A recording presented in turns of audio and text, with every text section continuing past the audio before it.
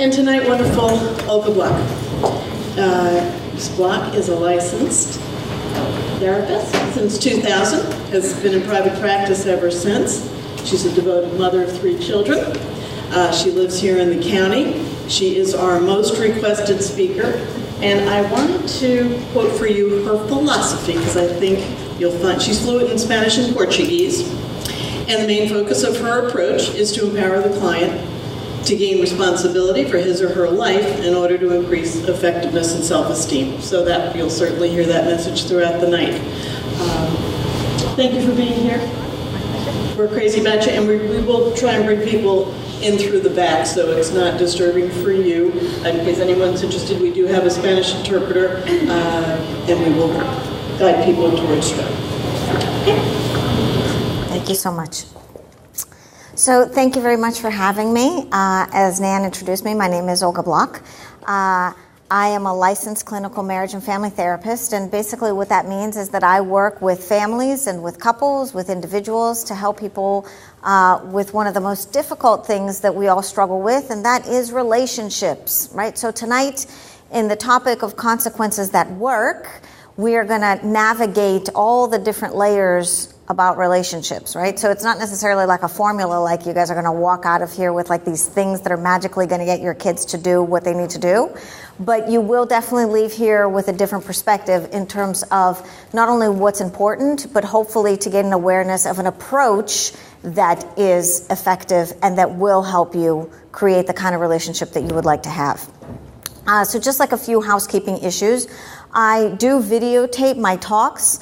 I do this to offer them to the community. If you are interested, feel free to go to my website, olgabloch.com, and I'll be happy to send you a link on YouTube where you can watch the videos for free. I don't make money off of them. I just think that, A, it's important to not only spread the word, and people who definitely want to be better parents because it's such a difficult job, to make the resources available. It's my passion to impart this information with people because I do know how difficult parenting is. As Nan mentioned, I do have 3 kids. I have a 14-year-old son, I have a 12-year-old son, and I have a 9-year-old daughter. So I struggle just as much as anybody else. I make mistakes just like everybody else, and I have also a really hard time sometimes communicating with my kids just like everybody else. So I kind of followed into this passion because of the difficulty, and not only that, the intensity of our commitment. Being a parent is something that is so important to all of us, and it's something that we really want to do well, and it kind of seems to have like an inverse relationship. That the harder we try, the more difficult it is, and the more we care, the more invested we get into the results, and the more rigid the relationship kind of feels. So one of the things that you'll also kind of experience today is how to gain greater flexibility, create a back and forthness in your relationship with your children, and actually in all of your relationships, so you can feel a lot more effective and experience a greater give and take in your communication. So I do have questions throughout my presentation. I do want to get to know you, and I want to know your concerns. So if at any time any of my questions you don't feel like answering, you can just kind of like ask me to pass. But I will be asking because I love the participation. Sometimes I'm just bored of hearing myself talk all the time. So as I said, the videos are available to anyone, and just feel free to contact me. So here we go. So with that being said, let's get started. Okay, so questions to explore in terms of a relationship. Now, this can be looked at with your relationship with your kids, or your relationship with your spouse, or your relationship with your own parents, or your relationship with people at work. Any relationship that you kind of want to explore and delve into. So what makes a relationship work, right? Like, how is it that you know that the relationship is working? What's kind of like the feeling that we have when a relationship works? Can anybody kind of throw out an idea, an answer? It's easy. Security. There's communication on both sides. There's communication on both sides. Absolutely, right? So easy, security, communication. There's a sense of like attachment, right? Connection is something that is really important, right? So how would you define it is that ease, that flow. So the next question to kind of look at, are relationships linear? Right? Like, do they make sense? Is it like, I'm going to tell you to do something and you do it? No, right? I learned that after I got married. When I got married, and I'm like, I asked you to do this, why didn't you do it? Right? Like, it kind of like woke me up to like the fact that relationships aren't linear, right? And so oftentimes I had the formula in my head that if I give a lot, I'm going to get a lot in return, right? And so with that formula in my own head, when I didn't get what I wanted in return, I would give more because obviously I'm not giving enough, right? So I need to give more. So let me try harder and give more so I can get more out of it. And that left me kind of feeling like I was stuck in the mud.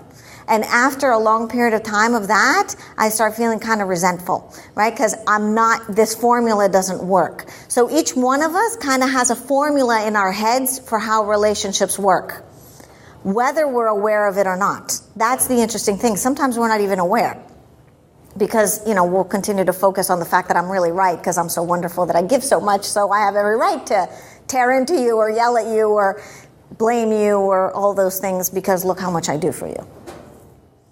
So the next question, how are relationships repaired? How do we repair relationships? Now, I know that these questions maybe you may not come, so that's why it's kind of like we're just exploring this. How are relationships repaired? Yes? Counseling. Counseling, sometimes. Yes? Giving in, sometimes. Talking. Excellent. Passage of time. I get that a lot in my office. If we just wait till enough time passes, maybe it'll get better. Maybe it'll go away. Right? So really great.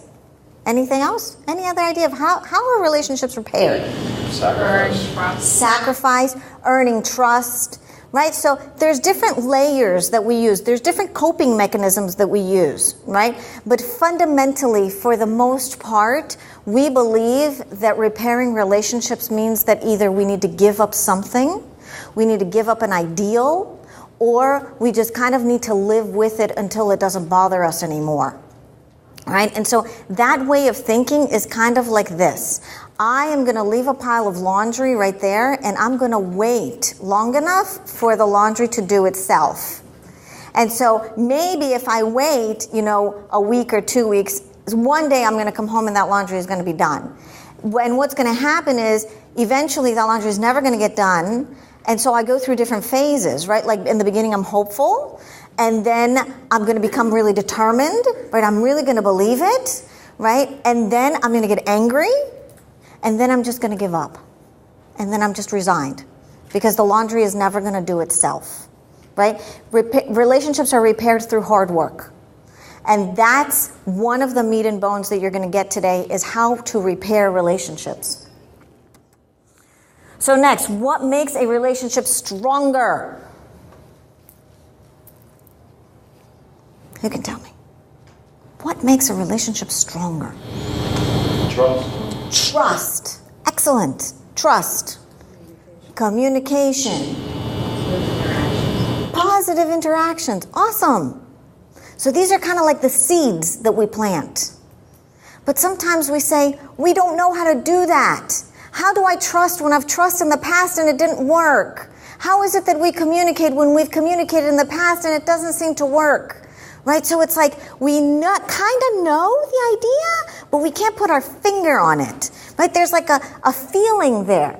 Right? What weakens relationships? So if positive interactions strengthen it, negative interactions weaken it. Right? Lack of trust weakens it. But sometimes it's like, how can I trust when he or she has shown me otherwise? Do I continue to have faith when they continue to show me that they don't believe, or that they're not going to follow through, or that they're not going to listen? Right? So it's a really slippery slope, because what happens is relationships happen in two levels. Relationships happen cognitively, right, in your mind, and then relationships happen in your heart. Now, when things are nice and calm, it's super great for you to apply all of the parenting things that you've learned in that book or in that workbook and all of those things that you've learned.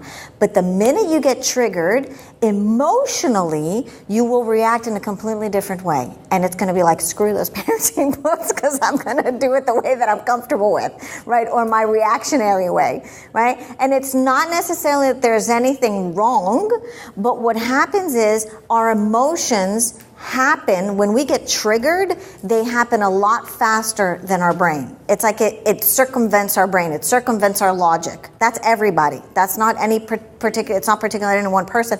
Everybody behaves this way, right? So that's why parenting is so difficult, because there's a direct emotional connection with the person that you're dealing with. And so by very nature, it bypasses logic.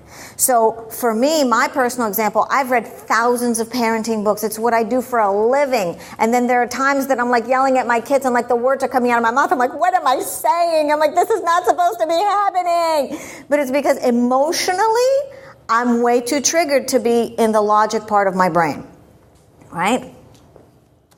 So here we go. So how do you know? This is the big question about parenting.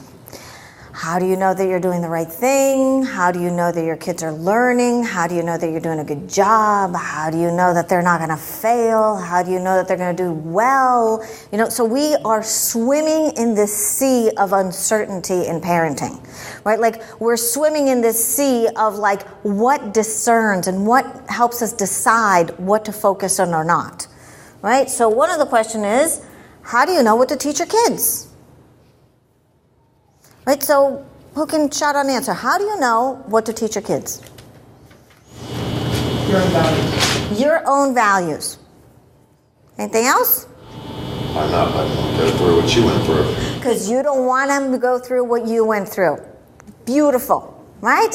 For the most part, we don't want our kids to go through what we went through. So, and not that there's anything wrong with that point of view, but it doesn't work. Why? Are you going to do the opposite? Because they're going to do the opposite, and because They want to have their own experience. they want to have their own experience, right? And they're different from us. And so not only are they different from us, the environment that they're growing in is different from ours. It's so different from our own experience. So that's the really tricky part about parenting, because we're really attached to the fact that not only do we not want our kids to go through what we went through, we're also really attached to the idea that we want them to experience certain things that we experienced. Like, we turned out okay. Right? So you should turn out okay by doing what I do. Right? Because there's lots of different things there that we are very, very attached to. Right? Emotionally. So I want you to begin to see how this creates kind of like the perfect recipe for there to make no sense whatsoever. Right? Because it's a very emotional experience that is based on our past, that exists in the present, that's completely different from the experiences that we had before. And so we are not even speaking like the same language, because we're living in two different time zones. Okay, next. How do you know how to teach your kids? How do you teach a child? It's one of two ways. What your parents do. You either do what your parents did or you don't do what they did. Usually those are the two ways that we look at it. I'm either going to do exactly as my parents did because I think they did a great job and I turned out pretty cool, or I'm definitely not doing what my parents did because I don't think I have all my screws in my head and I didn't particularly like my childhood, so I'm going to do exactly the opposite. Right? So what doesn't work about that philosophy?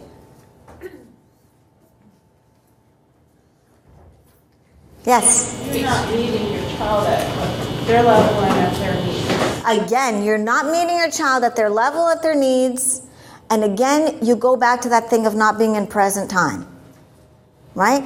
Now, we do this so automatically, and we do this really automatically in all relationships we have.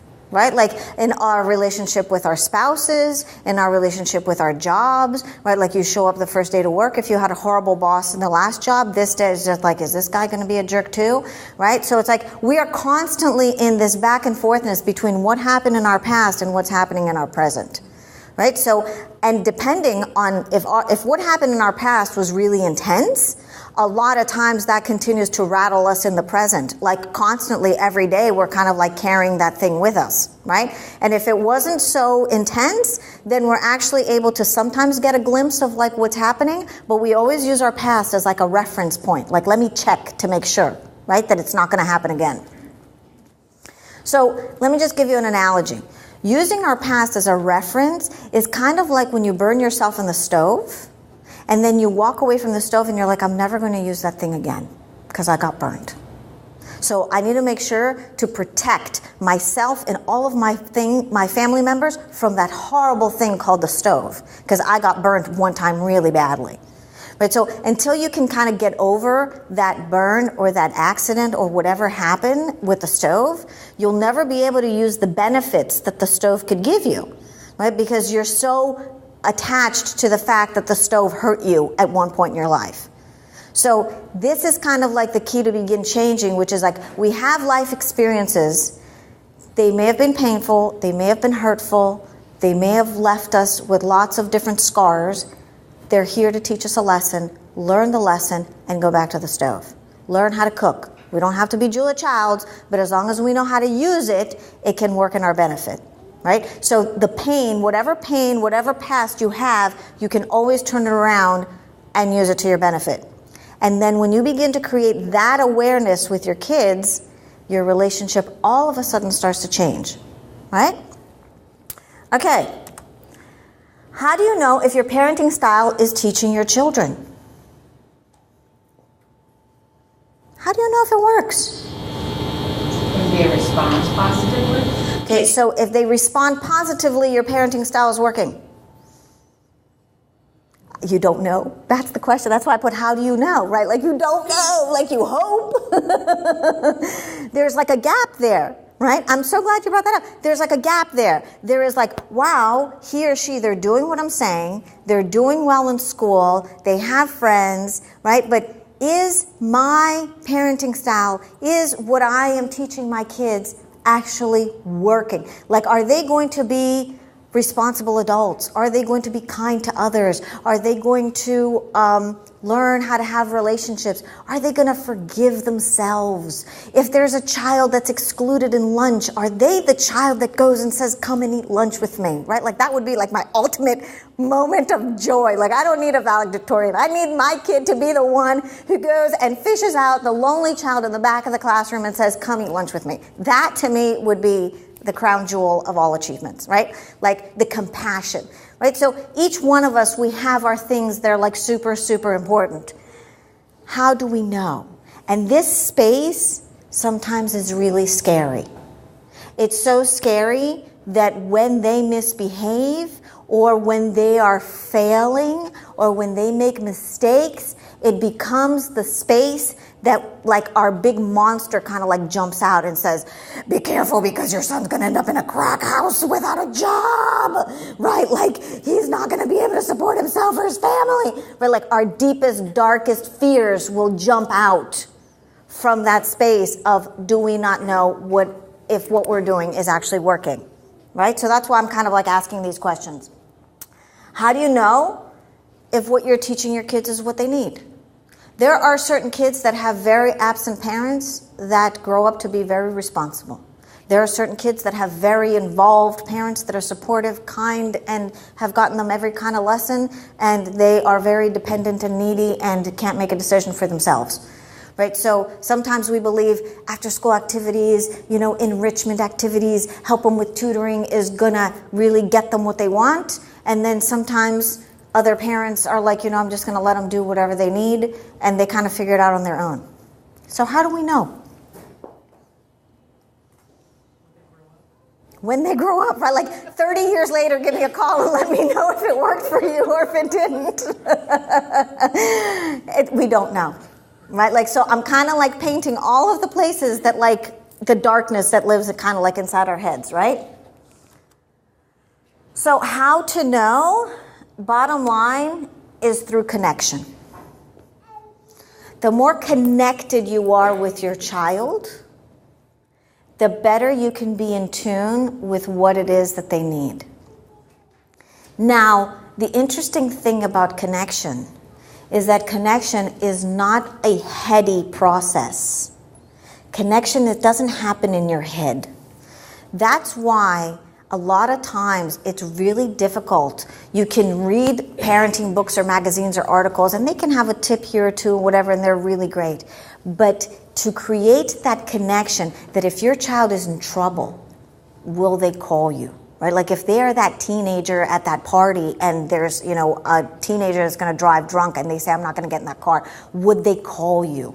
Right? Like, would they have the level of trust and connection? Right? Like, remember in the beginning when we talked about what makes relationships work? It's easy. There's trust. There's communication. Right? So in their moments of need, do they feel connected to you? Do they feel like they can show you their vulnerable side? Can they show you the things that they're ashamed of? Now, I can tell you this. When I go to that deep, dark place that I'm really scared that my parenting style isn't working, shame is like the first place that I go to. Like, how could you have done this? Or how many times have I told you not to? Or whatever it might be that just like triggers my reaction, right? Now, that place of triggering my reaction in my child or any child, what happens is their insides, it goes like this. And they close up. Now, it closes up because my insides also close up because I'm so stinking scared. Right? Like I'm so scared that something is going to happen to them, or that they're not learning, or that they might fail, or whatever it might be, that my apprehension all of a sudden, it communicates much faster than my words. Right? And so connection is something that can only happen from an emotional perspective. Now, the tricky part about this is that connection nowadays is becoming more and more difficult. Our lives are very fast, first of all. 2, we are incredibly stressed. 3, we teach our kids from a very young age that if they engage in some semblance of self-entertainment, like a video game or an iPad or a book or whatever, right, we don't have to deal with them. They entertain themselves and they behave, right? So it's not a problem. It's not something that I need to deal with.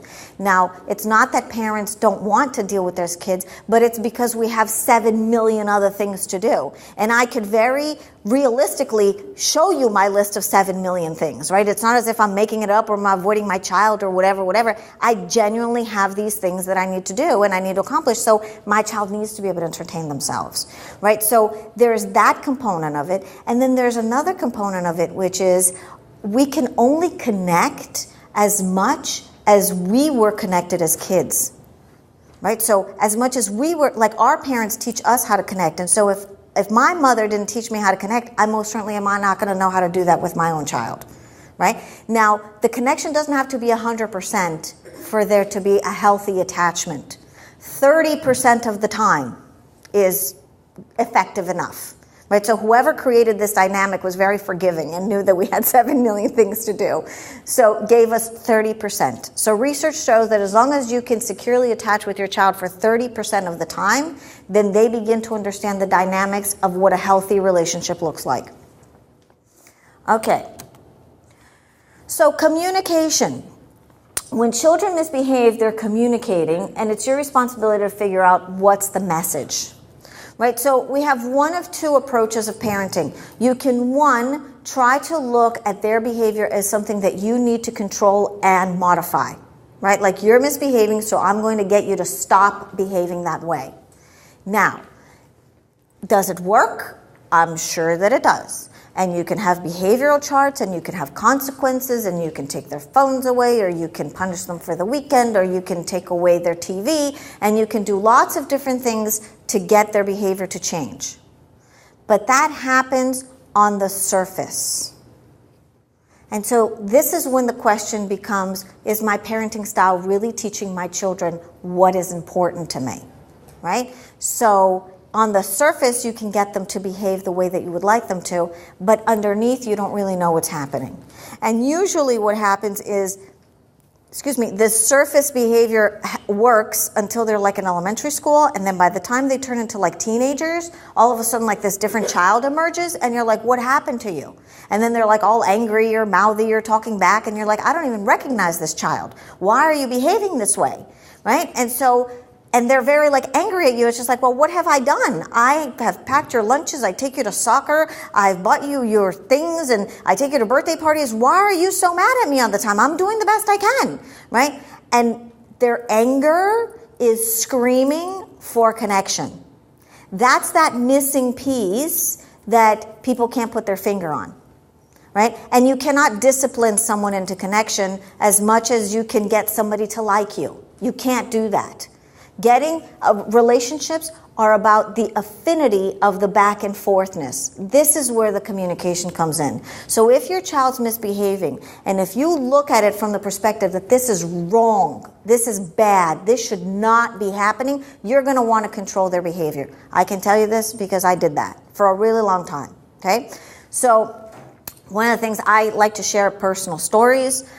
Just because I think it's important for kind of people to understand that these struggles are perfectly normal and very, very common, right? So for many years, I've been teaching parenting classes since 1999. So that is 15 years. I've been teaching parenting class for 15 years. Certified, trained, books, whatever. So I knew when I was pregnant, I was already taking parenting classes. I read the books. I was like prepared, right? So here comes my first son. And of course, just like everybody else, I project all of my stuff onto my first son, and I always did really well in school. I was very fortunate. I loved school. I was the kind of person who knew my teachers. I loved homework. I had like a whole setup for how I did homework. I was the youngest of 6 kids, so it's not as if my mother had ever to remind me or to check my backpack. I did my stuff all by myself just because I really enjoyed school. So here I project onto my son thinking that he will be the same and that he is just going to love school. So in preschool, he starts saying, I hate going to school. I don't want to go to school. Don't make me go to school. And I'm like, you're going to school because school is great. So as our relationship progresses, he starts getting bad grades. In 3rd grade and 4th grade, he starts getting like a C here and a D there. And I never even knew what a D looked like. I'm like, what is this? So I would get really mad. And I would get so mad that he would start hiding his grades. And I would get mad because I thought, I'm doing the right thing. I cannot let my son ever think that he can get bad grades. Like if me from today would like pop into my life 12, no, not 12, probably like, let's say 8 years ago, and would have said, you know, Olga, we got to soften these expectations. We got to have a whole different dialogue with him. I'd be like, you're crazy. You're crazy. I'm never going to allow him to have bad grades. Are you asking me to say that it's okay to have bad grades? And what I am saying is that yes. And I'll tell you why. It's not that it's okay for me to have bad grades. Or it's not that it's okay for him to have bad grades. But what happens is, in my fervor and in my passion and in my anger, my son began to hear that I care more about his grades than I do about him. Now, nothing could be further from the truth, but he doesn't know that. Right? Like, we all know that we care deeply about our kids. We all know that. And we all know that we have all these rules and we want them to eat vegetables and we want them to do well in school and we want to. But heaven forbid, if they were in a car accident, all those bets would be off. It's not as if like they'd be driven to the hospital and you'd be saying, did you do your homework? Did you turn it in? Is your project due? Right? All of those bets are off. It's kind of like the game ceases to exist because they're in the hospital. So what I had to come to, which took me probably a good, since I would say a year and a half ago, it wasn't that long ago that I had like my awakening moment, that I turned to him and I said, you know something? I do care about your grades. I care about your grades very much, but I care more about you.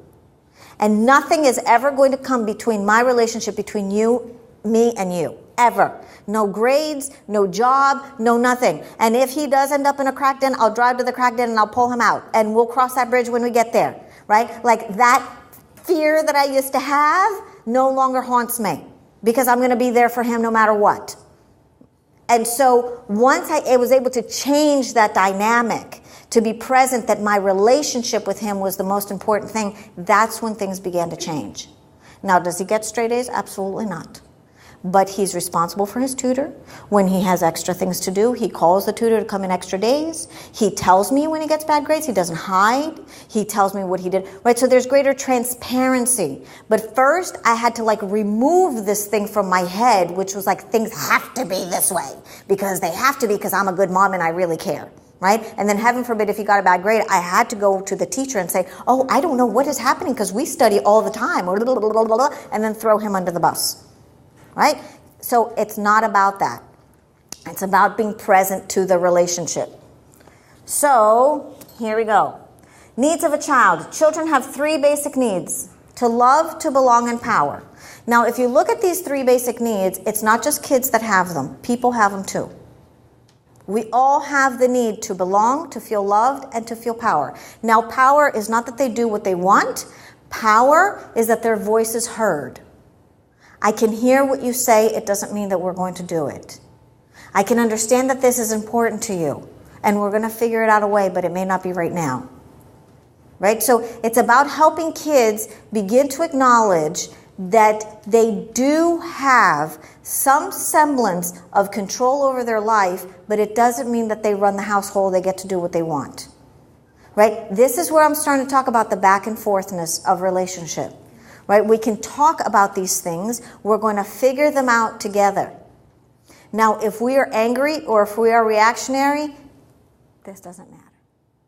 Right? So going back to ourselves, we need to take care of ourselves. If we are either so overwhelmed, so stressed, our expectations have a very rigid feel to ourselves, then it becomes really difficult to be flexible and compassionate because we're not being compassionate with ourselves.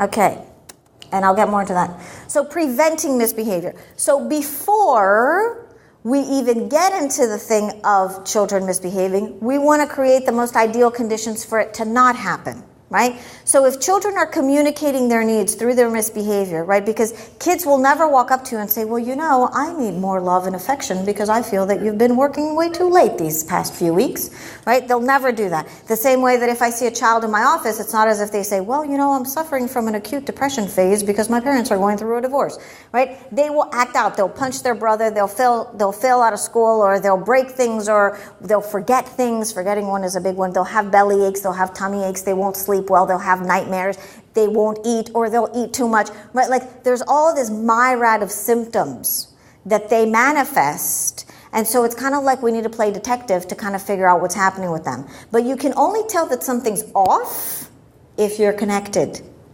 If you're not connected, you won't notice. Now, again, it's very hard to be connected when we're stressed out of our minds. Trust me, I know. Right? So one of the things that I work very hard on is how is it that I can lower my stress level at a conscious level? Because quite honestly, I don't want to live my whole life stressed out of my mind. I really don't. I'm tired of being stressed. Because you want to know something? It never ends. It never ends. It's I was stressed yesterday, and then I'm going to be stressed again to get to today, and then I'm going to be stressed again tomorrow. It's the only time I'm not stressed is when I'm on vacation. And then what? I'm just going to live for my vacation? I'm that can't happen. Right? So I kind of use my relationship with my kids as a springboard for me to manage my stress so I can feel good. And then when I feel good, I want to be with my kids and I want to be connected and I want to have a conversation. Not oh my God, let me focus. I forgot to defrost the chicken. Oh crap, now what are we going to have for dinner? Did you do your homework and you have your spell? And it goes on and on. I'm sure you guys know. Okay, so preventing misbehavior. Setting clear boundaries. Expectations. Are they clear? Are they realistic? Are they shared ahead of time? Are they developmentally appropriate? And one of the things that I didn't add in there, where do these expectations come from? Do they come from the past that we don't want to repeat itself? Do they come from the parents that we had that we don't want to be?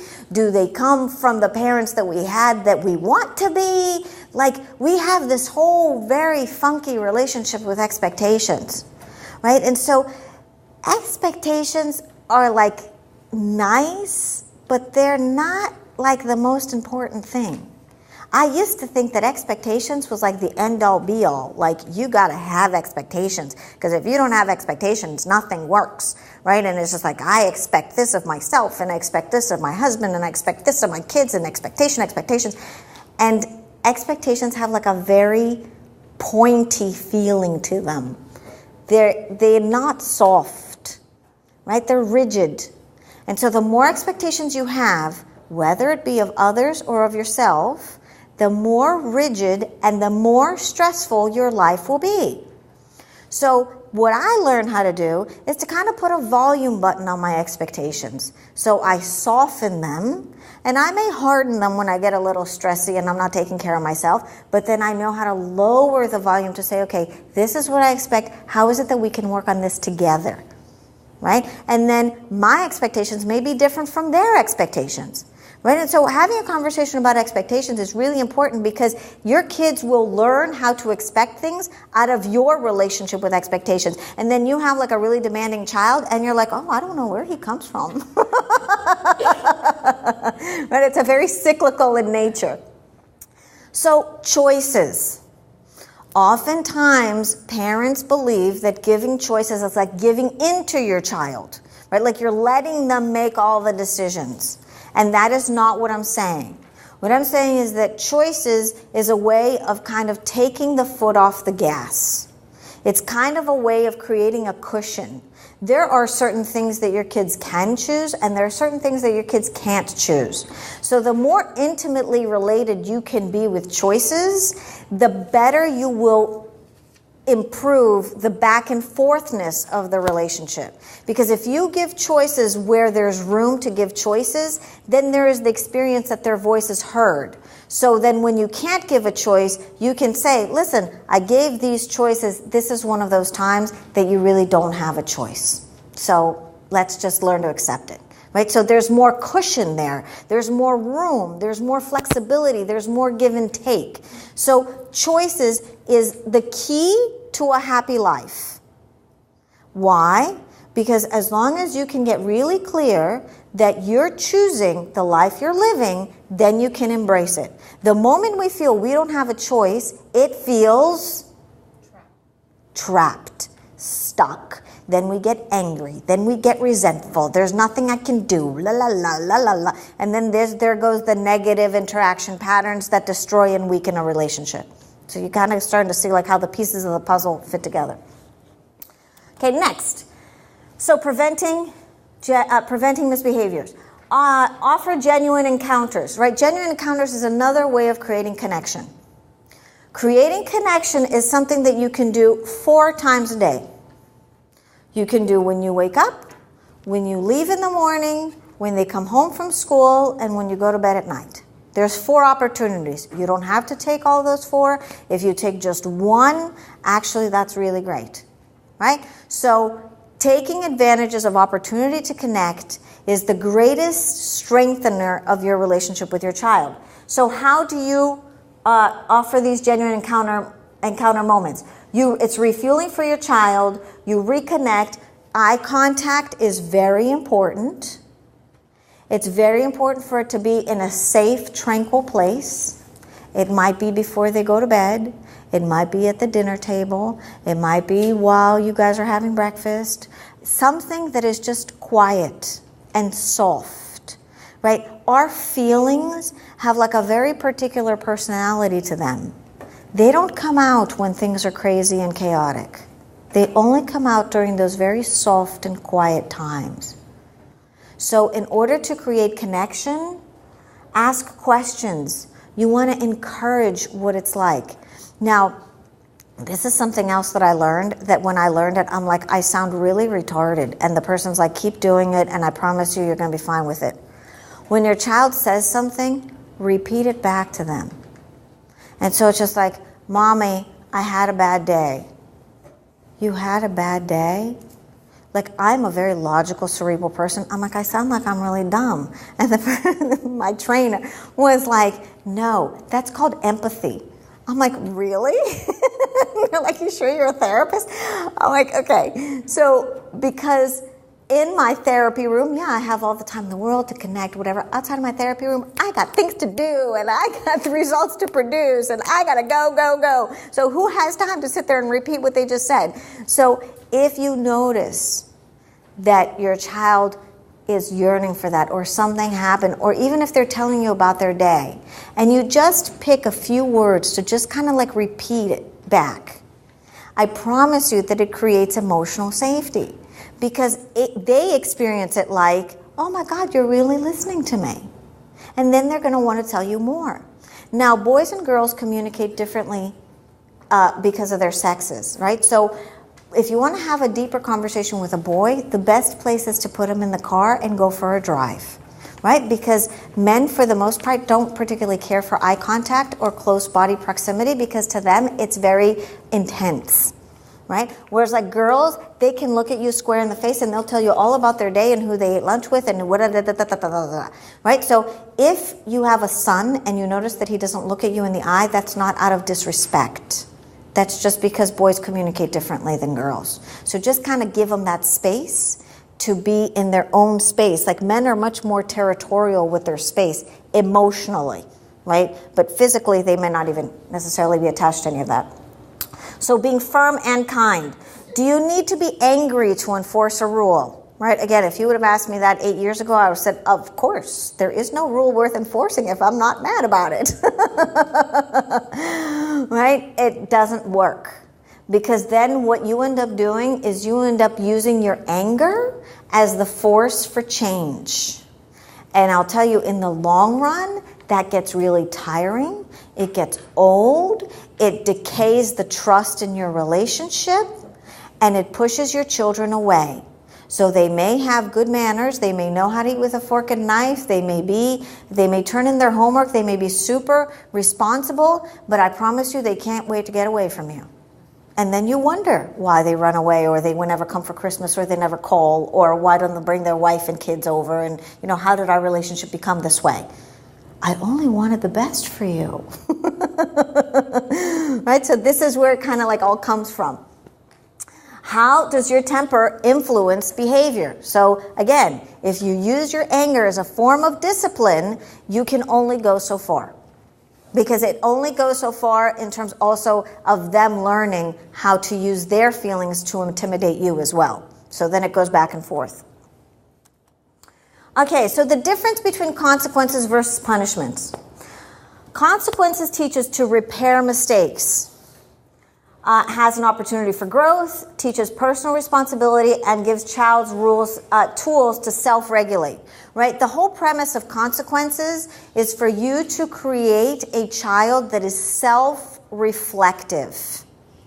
Greatest gift you can give your child is the ability to go inside. We are deathly afraid of going inside. We don't want to.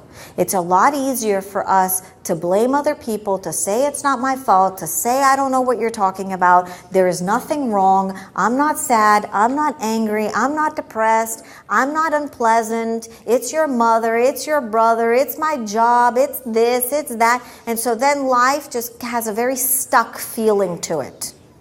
Any change is created by going inside. Reflect as to what is happening inside. So in order for your children to learn to be responsible, the only thing to focus on is how is it that we can create a consequence that's going to modify this behavior, not necessarily control it. There's a very different feel to, so punishments reinforces lack of power, right? I'm the boss, you do what I say. Breeds further power struggles, right? So they know the next time they get in trouble, they're like, okay, let me be defensive, or let me see what's going to happen, or you can't scare me, or I'm not going to listen to you, right? Is unrelated to the event, right? So it's just like, my two boys will be fighting and I'll take away the TV. You guys don't know how to get along, so you lost your TV privileges, right? Those would usually be like my off-the-cuff remark. Then I'll go upstairs in the kitchen, whatever, and I'm like, what did I just do? So I'll go back downstairs, and I sit them down, and I'm like, if you don't watch TV for the rest of the day, are you guys going to learn how to get along better? And they're like, no. We're probably going to fight more because we're really bored. I'm like, okay, so can you help me out here and tell me what needs to happen for you guys not to get in a fight or not hurt each other or figure out the remote control? Share with me, how is it that you guys can resolve this? So you guys can watch TV and I know that you guys get along. Right now, sibling fighting is a really intense topic because outside of it being annoying, yes, it can be very annoying, and it can be intense, and it can be ongoing, it can be endless, it can be a lot of different things. But if you peel away all those layers, underneath it all, at least for me, I have this fear that after I die, they're not going to like each other. Right? Like, let's get to the bottom of it, of what it really is. Right? I really need to know in my heart of hearts that you guys are going to love each other even if I'm not here. That's really where the meat and potatoes is. So we want to know that we have a tight-knit family. Yes? Is that what you're scared of, or is that what they said? No, they don't say that. I'm saying that if I am laying in my bed quietly at night, and if I would ask myself, Olga, why does it bother you so much that the kids argue? Right? And if I were to go like deep inside myself, like I never say this, I didn't say it to them at that time, and they didn't bring it up, right? But I know that deep inside my heart, that's what really scares me. Why? Because I want my kids to be there for each other. Like for me, it's really important that my kids support each other in their time of need. Right? So this goes back to that fear of like, is my parenting style teaching them what they need? Right? So it's like those gaps that we have, like, are they really learning how to get along? Or do they just get along because I'm telling them to? Right? So when I take away the TV, they did stop fighting, but I'm not teaching them how to get along.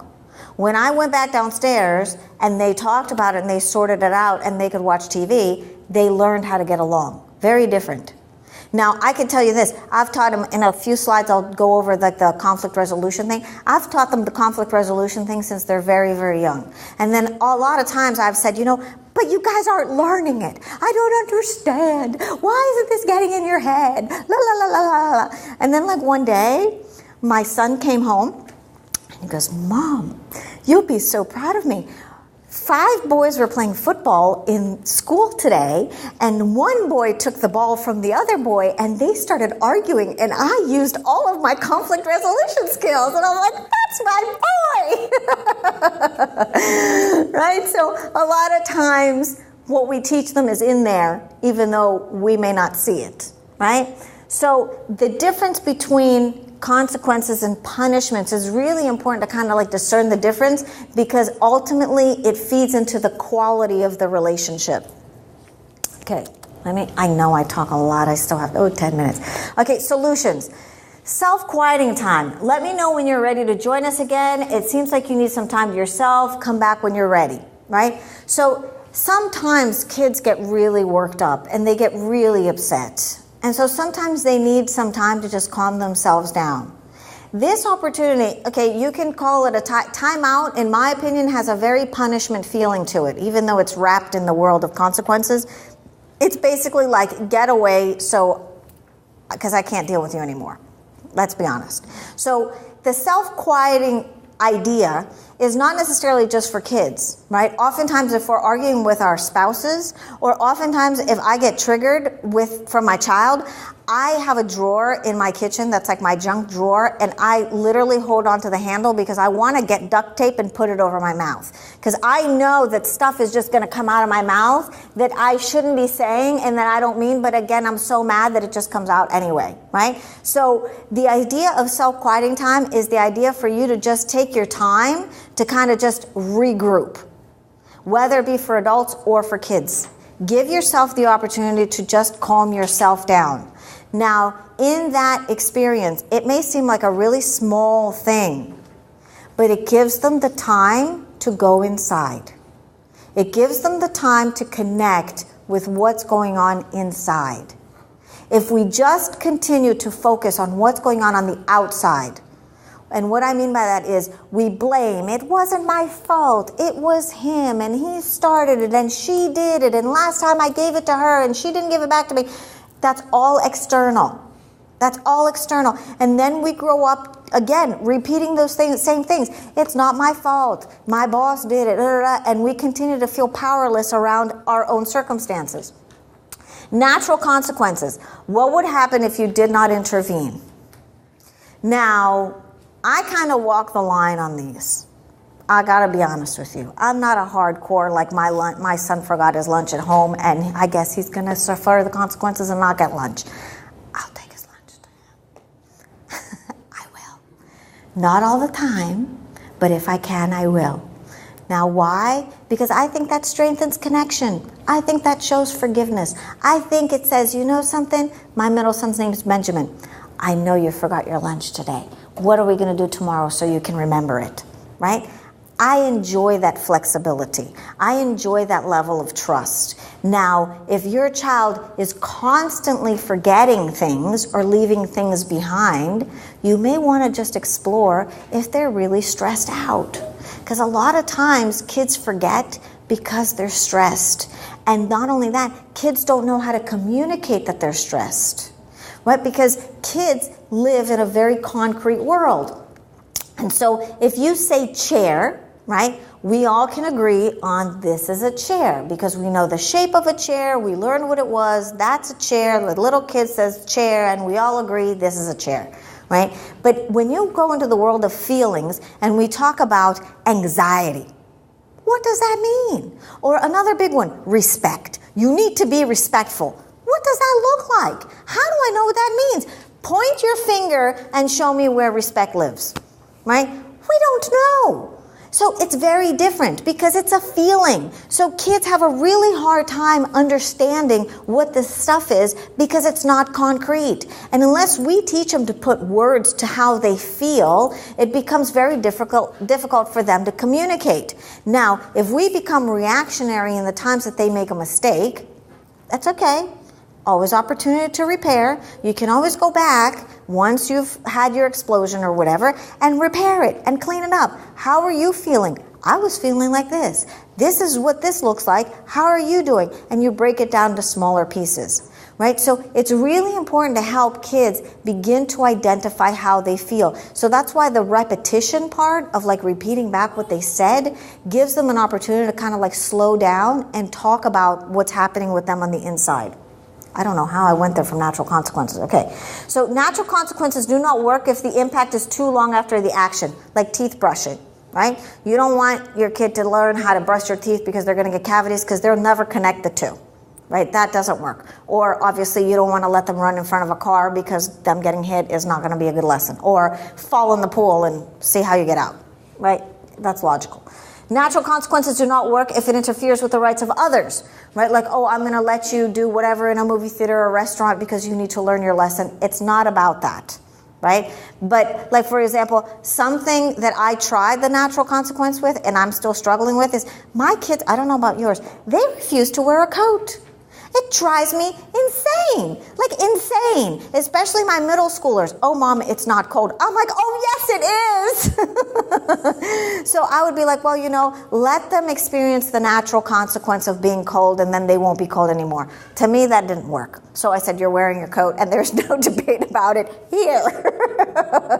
So there are times that I got to pull the authoritarian rule and it works. So natural consequences do not work if it puts your child in danger. So pretty obvious. Conflict resolution. This is a really great tool to help kids learn how to stop fighting between the two of them, right? Especially if there's like bickering going on. If there's like bigger deal, like punching and hitting and your kids are like really getting into constant, intense fights with each other, that might be a sign of something else. And I'll tell you why I say this. Sometimes what happens is kids will say things to each other, siblings will say things to each other that are hurtful, but they don't realize how hurtful it is to the other sibling. And so then the other sibling begins to kind of like collect evidence for that to be true. And so then when there is a fight, the fight, instead of it being just about like the remote control or something, it escalates into something much bigger, right? And so that's why it's really important to have these opportunities to repair the relationship and to create a conflict resolution time, because this is how relationships get strengthened, right? And if you do this often enough, they become very proficient at beginning to share what is happening with them without having to blame. Right, so you identify the problem, you attack the problem, not the person. Don't focus on like, he's a jerk, she's mean, she doesn't listen, he's like this, he's like that. You identify what is the problem here, right? And the more specific you can get, the better. Then you validate feelings. Everybody has a right to feel that way, right? So there is no right or wrong. There is, and even like if you were to put this in a fight with your spouse, right? It's not as if your spouse is right and you're wrong, and it's not as if you're right and he's wrong. It just, we have the way that we feel, we have the things that are important to us. Some of us are more sensitive, some of us are more aggressive, some of us are more heavy-handed, some of us are more patient, some of us are not as patient. So we all have our different temperaments. And so it's really important that every person feels like their feelings are honored and heard. So take personal responsibility. How is it that I created what happened? What did you do to contribute to this happening? Right? That's a tricky one, because sometimes people are really good at creating evidence that it's the other person's fault, right? But the better the person can be at taking personal responsibility, this is a tool that'll help them forever. Because what employer doesn't want an employee that knows how to look at themselves and say, yes, I made a mistake, I can make it better, right? These are very valuable lessons for them in life. It's how to have healthy relationships. Create win-win solutions. How is it that everybody can win? Now, sometimes it may be a give and take. Sometimes it may be patience. Sometimes it may be focusing on a different activity or doing something different altogether, right? So it depends. But this is, let them come up with it. You don't have to come up with it. If you rack your brain, okay, so this happens a lot. Mom, I'm bored. Well, you can play checkers. You can play your video games. I don't want to. You can go play at Jenny's house. I don't want to. You can go to the park. I don't want to. You can ride your bike. I don't want to, right? So the minute we begin to take responsibility for what they're experiencing, it doesn't work. And you will dance around like a puppet to try to make them happy and try to solve their problem. It doesn't work. So if they say, Mom, I'm bored. I don't like it when I'm bored either. Well, I wonder what is it that you can do? And you put it back on them. Here you go. You're the one who's bored. You got to figure it out. The moment you take that on, you're taking on stuff that doesn't belong to you. So be very careful of what you take on. Okay, what are we going to do next time this happens? This is really important in any conflict resolution, because what happens is there's a very repetitive nature to fighting. Right? I am certain that the fights that I have with my husband have not one scintilla of originality. Right? There are some times that I turn to my husband, I'm like, I feel like I should just press play. I'm sick of hearing myself say the same thing over and over again. Right? Fights are not very original. They have a very stale, annoying, repetitive, monotonous experience to them. So if you can already set up for next time, it really makes it helpful, because then when it happens, the kids have something to hold on to, right? So it begins to create a structure to make it easier for everybody. So logical consequences. These are consequences that you create that are related to the problem, right? So for example, if you're, I'll use my example with my son. If my son doesn't get good grades and I say, well, you can't go out on the weekend because you have bad grades, that would be a logical consequence if and only if he would spend the entire weekend studying so he could get better grades in school. Since that is not the case, it doesn't work. Right? So for me, to not let him go out actually makes it 10 times worse, because now I'm making the fight even worse. So a logical consequence for him to get bad grades is for him not to watch TV when he comes home from school, because that's a much smaller consequence, and it helps him focus in a very immediate interaction right when he gets home from school. So as long as he does all of his studying and he does all the things he needs to do and he spends an extra 20 minutes doing this additional work, then he can turn on the TV and he can do whatever he wants. Right? So there is a correlation between the problem and the consequence. A lot of times we will give consequences right off the cuff. Right? Like my favorite one is, you've lost your phone. You're annoying your sister, I'm going to take your phone away. Or you get bad grades and you're not going on the weekend. So if they're not related, it doesn't work. It just becomes about power. It teaches them responsibility. It teaches them how to be respectful, and it's realistic, right? So it needs to be something that is developmentally appropriate so your child can actually learn the two things together. And what I mean by that is that there is a sense of timing between consequences and actions, right? Like, oh, you hit your brother, so therefore you lost your birthday party that's in 3 weeks, right? There is no correlation there. It's too far away for the child to know. And so basically it becomes one of those stories that when they grow up, they tell their therapist, my mother was so horrible that she took away my birthday party, right? Because it really didn't register into what it was supposed to do. Okay, so putting it all together, I'm only 5 minutes late. Stop beating yourself up, right? You're learning also. So as a parent, we have a tendency of being very hard on ourselves. Now, the greatest key is to learn how to be compassionate with yourselves. That this is a learning process for you too. You have never been the parent of, and you can fill in the blank, a 13-year-old, a 10-year-old, an 8-year-old, a 6-year-old. And even if you have, your second, 6, 7, 8, 10, 12, 14, whatever, is different than the other one. So it's always a first-time thing. So I used to think that the most important thing for me to teach my child was for them to be responsible. Like that was number one on my list. Numero uno, responsibility. My child needs to be responsible, responsible, responsible. Nowadays, my number one thing is to teach them how to be self-compassionate.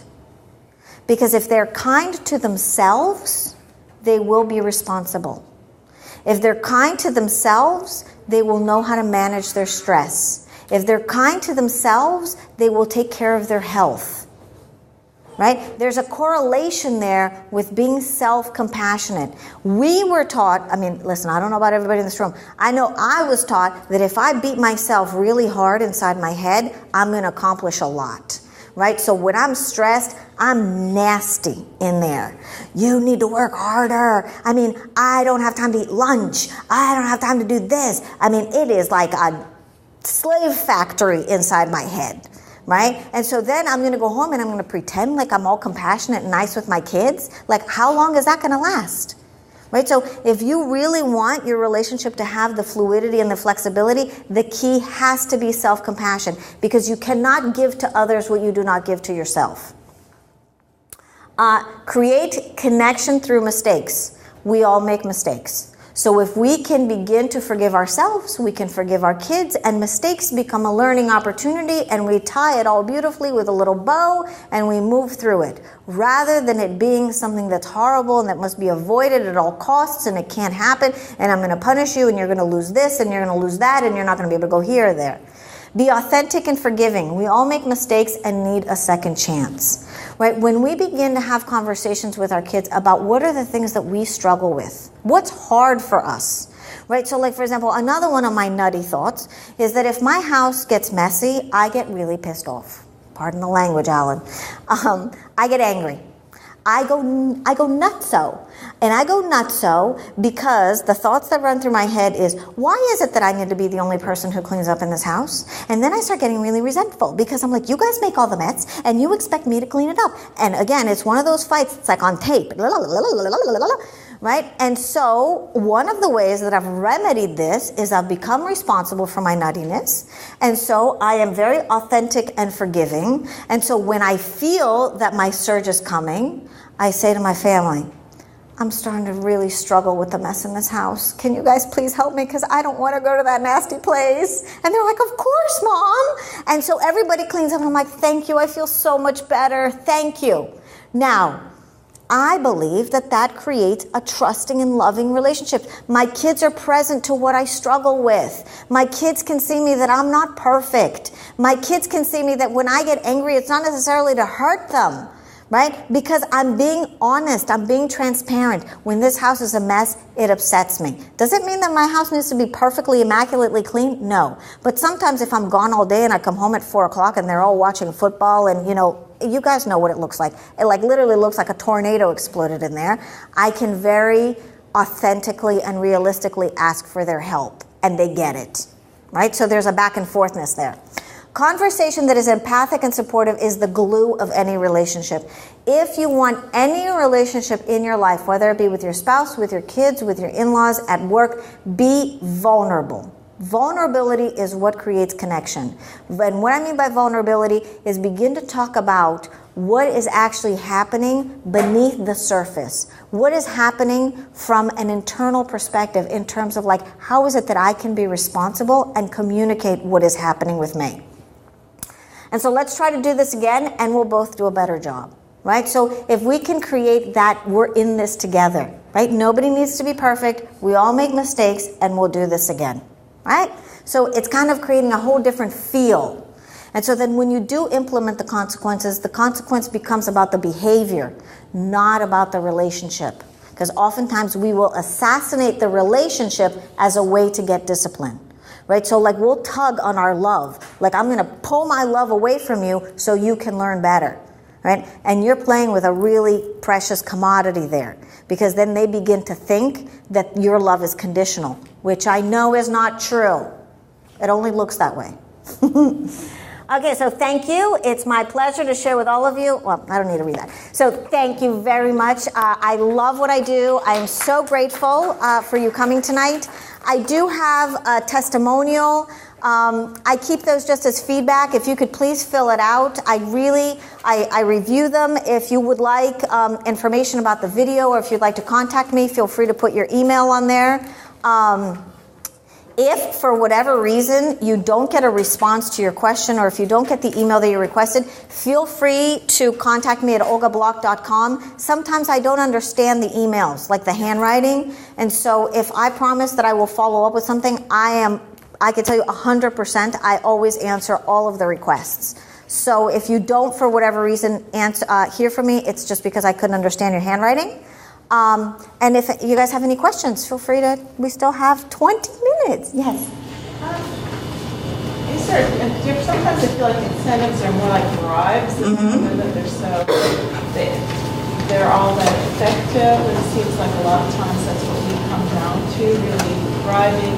Well, because it's a 4-year-old who's very ADHD and will not get dressed. Everything's a struggle. Dressed in the morning, food, breakfast, anything, you name it. And it's always like, well, we have to use chocolate, you can do this, and you do chocolate, or do this or that, and it's still bringing back always to that bribe kind of thing. Well, and I'm glad you're bringing that up.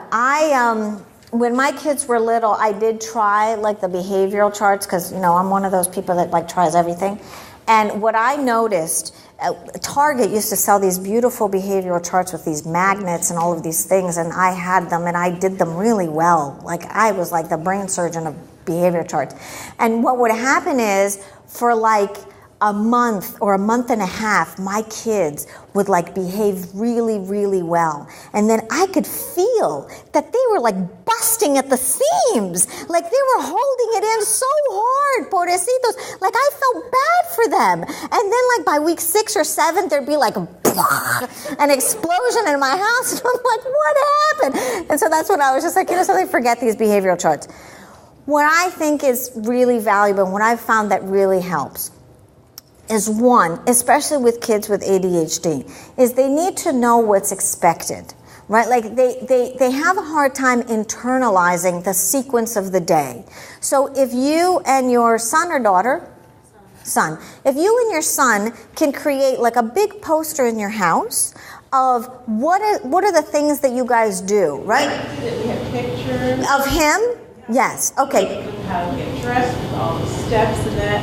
And he was so good at the beginning, then he just blew it off. He just tore the chart off. He was sick of it. It's gone. Right. So, but that, to have that chart, but without the rewards, right? Just as a reference point, so he can kind of look back into that. Now, if he kind of gets sick of that because it's constraining, one of the things that I find really helpful, especially with younger kids, is to have them tell you what's next, right? You have them guide you. And then another thing is it's really important for them to have the consistency and for them to begin to talk to you about what does it feel like to have that consistency. Because many ADHD kids, they feel like they're busting at the seams with this structure, right? Like this structure feels stifling. This structure feels very rigid.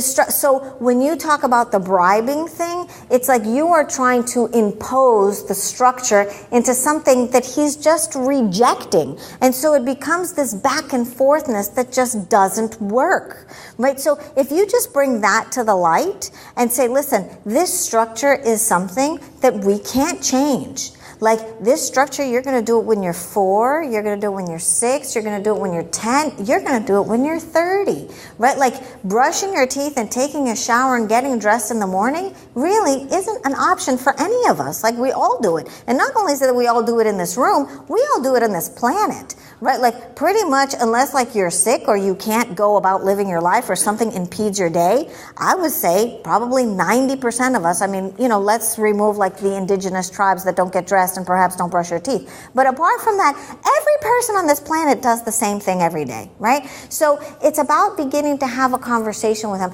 What's it like for him when he doesn't want to do it, right? And well, I don't want to do it because I don't feel like it, or I don't like it, or la la la la la. And it's just like, listen, if this is how you feel, okay? I don't feel comfortable with giving you chocolates and asking you to having to give you something every single time. I love giving you things. I think it's really great and I actually have a lot of fun. But I don't feel comfortable because we got to learn that this is how we're going to do it, right? Like this is how we do it because we're doing it together. What would help you to do it, for us to do it together, right? Have him begin to tell you what is the investment, right? Like what is there for him to help him begin to internalize that structure. Now, do I know that he's only 4? Yes, I do, right? And so he's only 4. So the key here is 1, a lot of positive reinforcement, right? When he does do things on his own, whether it be brushing his teeth or getting dressed or whatever thing he begins to incorporate for himself, you want to acknowledge the bejesus out of him, right? Because what happens is he begins to look forward to that. So he wants more of that. And so then the two of you begin to work together because not only are you excited that he was able to do this, you're curious to see what else he can do. And so what you begin to do is you're strengthening the relationship because you're right there with him. Because just as frustrated as you are, so is he. But he's frustrated for different reasons. He's frustrated because he's feeling the pressure of being stifled into something that is very difficult for him. And you're feeling frustrated because he doesn't conform to something that he's supposed to do. Right? So it's about just kind of changing the dynamic of the relationship to not only be clear of the encouragement, and if you already do it, then do it even more. Like do it to a point where it's not even comfortable for you. At least I know for me, it's really uncomfortable for positive reinforcement because in my family there was no such thing. Like good grades was something that you were supposed to get, right? Like there was no like, oh my God, good job, right? It was like, if you got a D, what's wrong with you? And if you got straight A's, you're supposed to do that, right? That's just the mentality that I grew up in. So that's why when my mentor told me about repeating what the person says, that level of empathy, emotionally, it doesn't resonate with me. I'm not comfortable with that, right? So it's really important for you to begin to notice, how comfortable are you with positive reinforcement? How comfortable are you in opening up your heart and just showering that with him? And it may feel uncomfortable in the beginning, but when you begin to see the results of creating that level of connection, it'll become a lot easier. But it does take a little bit of a process for you to kind of begin to create that level of connection. Does that answer your question? Yes. So, my question was quite similar to hers, because we've struggled with that, and it's gotten a little bit better. Our son is 7 now, but it's the, getting ready quickly in the morning, or getting ready quickly at night to go to bed. And so if we were trying, if we wanted to do the natural consequence thing, would that be taking him to school in his pajamas if he doesn't get ready quickly enough? Or? See, in my opinion, taking him to school in his pajamas kind of has a very shaming feel to it, right? Like, I'm not into shaming. Like, that just doesn't work for me, right? So I'm into, wow, if you're struggling. Now, I will tell you, I wasn't always like this, right? I used to be like this. Oh, you're struggling? What are you going to do to get out of that struggle? Or, if you need my help, I'll be happy to help you, right? But my child is struggling and I'm over here. Now, I can tell you the reason why I had this emotional distance was because I grew up and nobody ever helped me through my struggle, so I stood up right by myself. So if I can stand up by myself, so can you, so you better just stand up by yourself. I can 100% tell you there's a linear correlation between those two things. So one of the things that I know really makes a tremendous difference is if your child is struggling, get in the struggle with them. Sit right next to him, right, and say, oh my God, this is really hard, right? So if they're not getting dressed at night and you're repeating yourself, then go sit on the floor of their bedroom and say, I don't know what to do.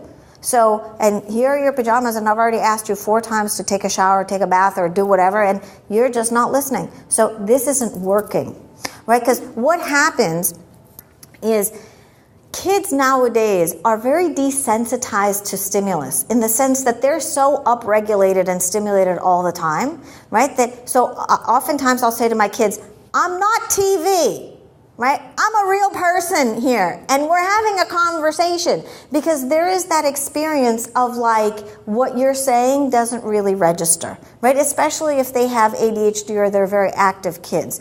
So the presence of a conversation is really, really important, right? So if at nighttime or the morning routine is not working, one thing that you want to do is you want to have a conversation at a different time than when it's not working, right? Because if you go have a conversation at nighttime or in the morning when you're already hurried, forget it, because you're going to go into like, I already told you to get dressed, right? So you're not going in and like really wanting to hear them out. Right, you could care less. Like, I know you got problems, do you want to hear mine?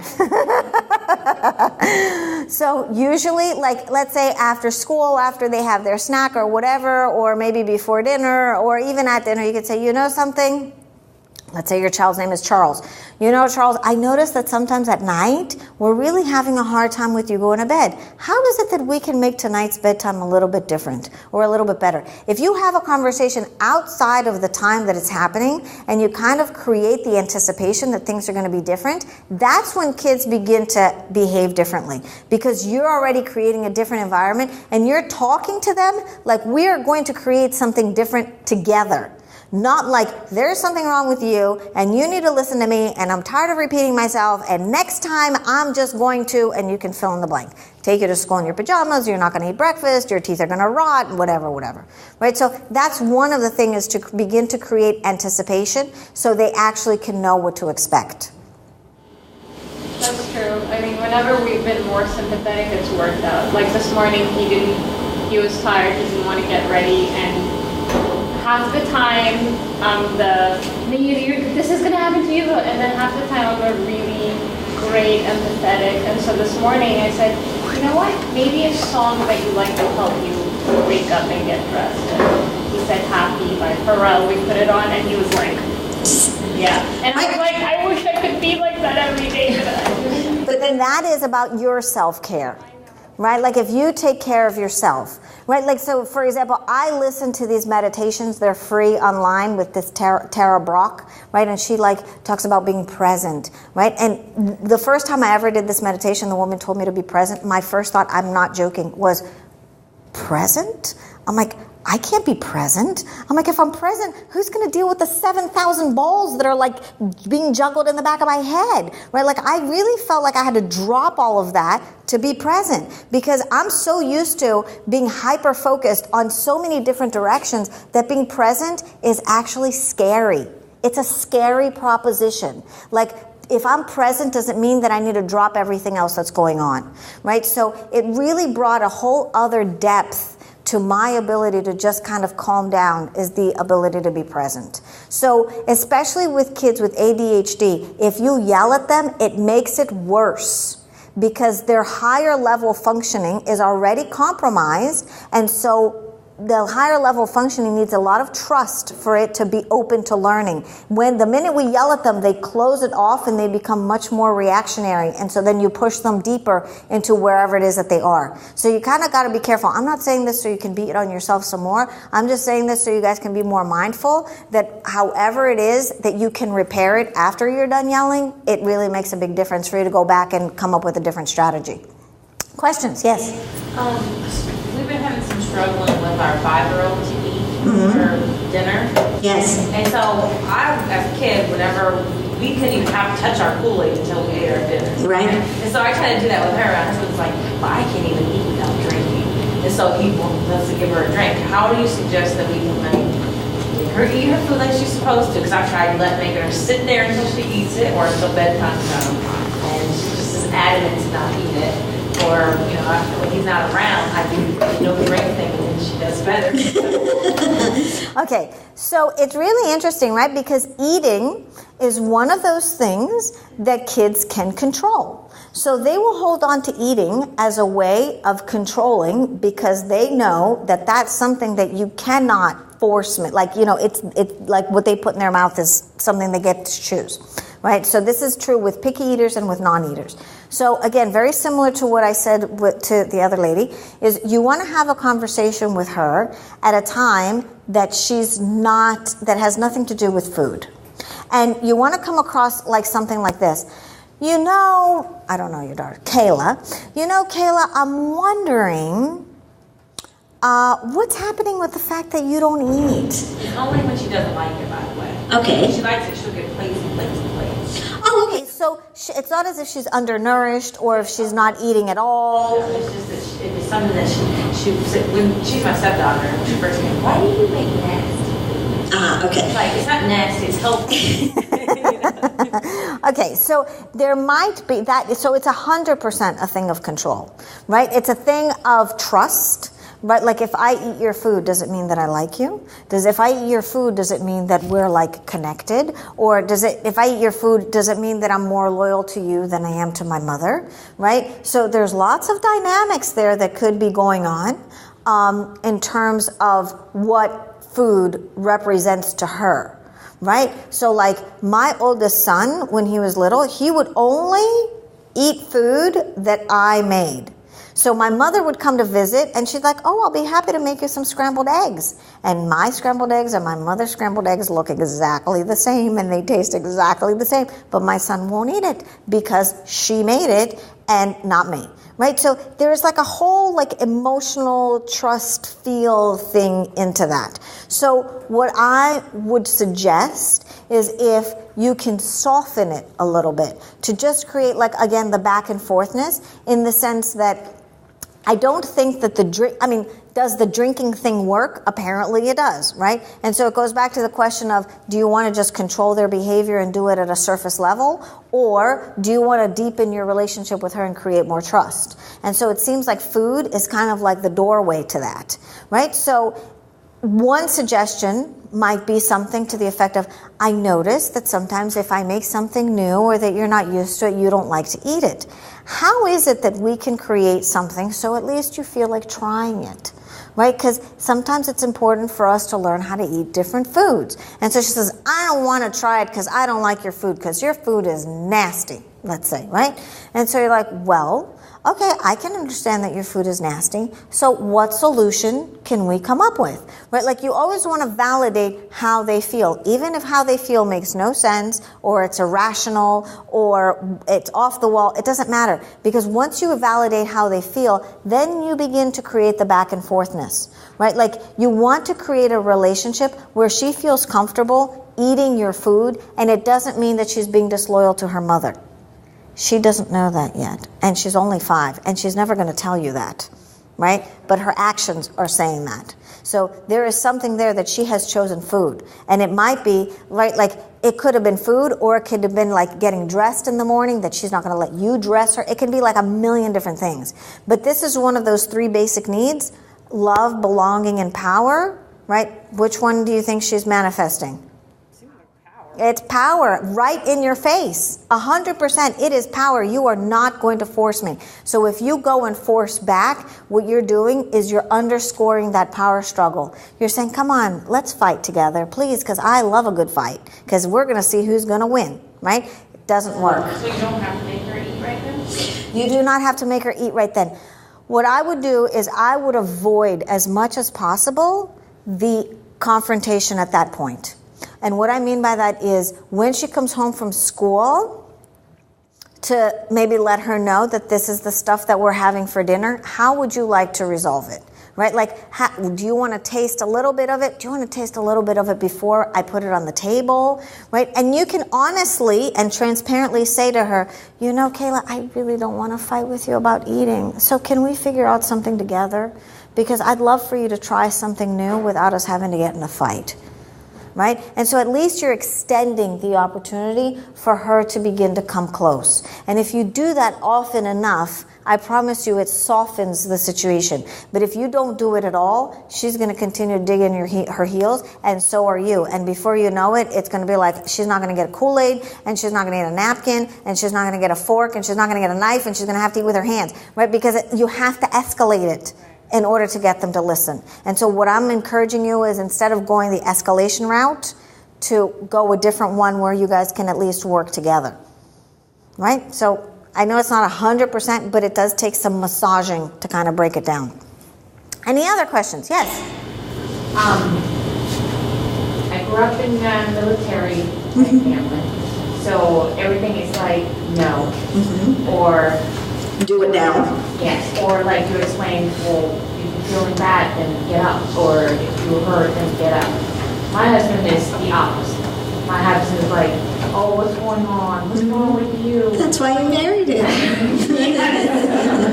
Well, yes, we're like the opposite attraction. Of course. But now we have a daughter who, like, you know, who I see that, yes, that's why I'm here, is I'm learning, you know, the other way of communication.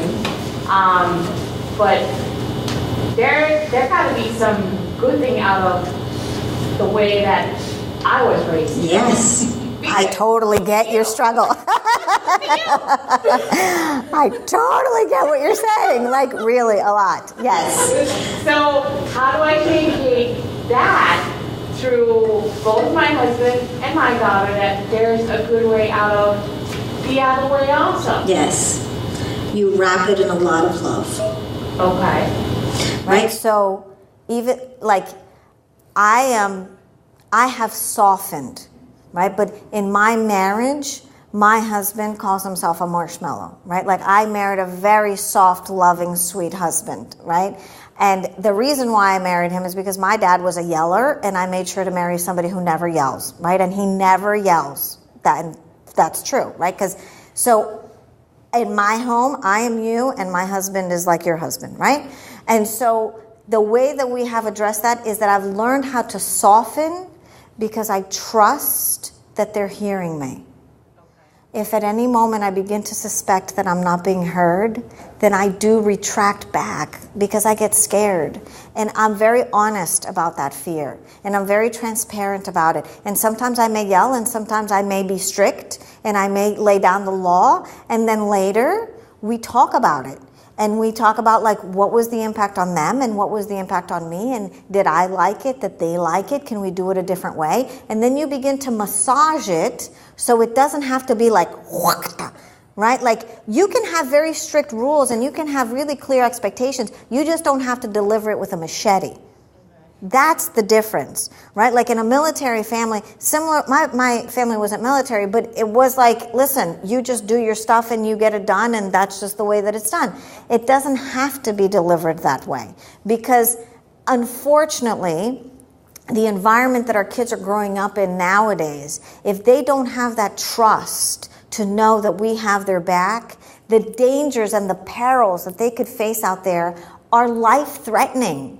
Right? Like when I grew up, I didn't know what like mollies were, or like acid modifying your brain and frying it out of its skull was. Like I wasn't exposed to any of that stuff, right? So like the biggest mistake that we would make would maybe, drink some watered down beer in some neighbor's yard, right? Like it wasn't anything horrendous. Whereas like nowadays, kids get into situations where they could be life-threatening. So that level of connection at this point has become something that really is non-negotiable. So it really is important for us as parents to learn how to use better and more sophisticated tools to strengthen our relationship with our kids so they are prepared to deal with whatever it is out there. Because it's a lot more difficult than when we were kids. It's not even close.